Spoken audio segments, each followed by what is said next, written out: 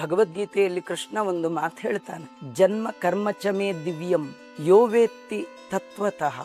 ದೇವರ ಬಗ್ಗೆ ತಿಳಿಬೇಕಾದ ಎರಡೇ, ಅವನ ಹುಟ್ಟಿದ ನಂತರದಲ್ಲಿ ಮಾಡಿದ ಕರ್ಮ. ಏನ್ ಶಾಪ ಕೊಟ್ಟ?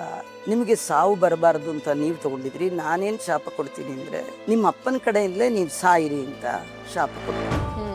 ಆ ಅಪ್ಪ ಕಾಲನೇಮಿ ಮುಂದಿನ ಜನ್ಮದಲ್ಲಿ ಕಂಸನಾಗಿ ಬಂದ. ಯಶೋದೆ ಬಳಿ ಹೋಗಿ ಆ ಹೆಣ್ಣು ಮಗುವನ್ನ ಇಲ್ಲಿಗೆ ಕರ್ಕೊಂಡು ಬರ್ತಾರೆ. ಕೃಷ್ಣನನ್ನ ಅಲ್ಲಿ ಮಲಗಿಸಿದಾಗ ಆ ಹೆಣ್ಣು ಮಗು ಏನಾಯ್ತು ಅಥವಾ ಯಾರದು ಅಂತ. ಉತ್ತಮ ಸಂಸ್ಕಾರ ಕೊಟ್ಟು ಉತ್ತಮ ವರನಿಗೆ ಕನ್ಯಾದಾನ ಮಾಡಿದರೆ ಗಂಡು ಮಗುವನ್ನ ಪಡೆದ್ರೆ ಏನು ಪುಣ್ಯ ಬರುತ್ತೋ ತಂದೆ ತಾಯಿಗಳಿಗೆ 10 ಟೈಮ್ ಜಾಸ್ತಿ ಹೆಣ್ಣು ಮಕ್ಕಳು ಪಡೆದ್ರೆ ಬರುತ್ತೆ. ಕೃಷ್ಣ ಕಂಸನನ್ನ ಎಷ್ಟನೇ ವಯಸ್ಸಲ್ಲಿ ಸಂಹಾರ ಮಾಡಿದ್ದು ಅಂತ. ಅವನು ಕಂಸನ ಸಂಹಾರಕ್ಕೆ, ರಾವಣನ ಸಂಹಾರಕ್ಕೆ, ಅಯೋಗ್ಯರ ಸಂಹಾರಕ್ಕೆ ಅಲ್ಲಿಂದ ಇಲ್ಲಿವರೆಗೂ ಬರಬೇಕಾದಿಲ್ಲ. ಭಗವಂತನ ಶಕ್ತಿ ಅಚಿಂತ್ಯ, ಅದ್ಭುತ. ಮತ್ತೆ ಯಾಕೆ ಬರ್ತಾನೆ?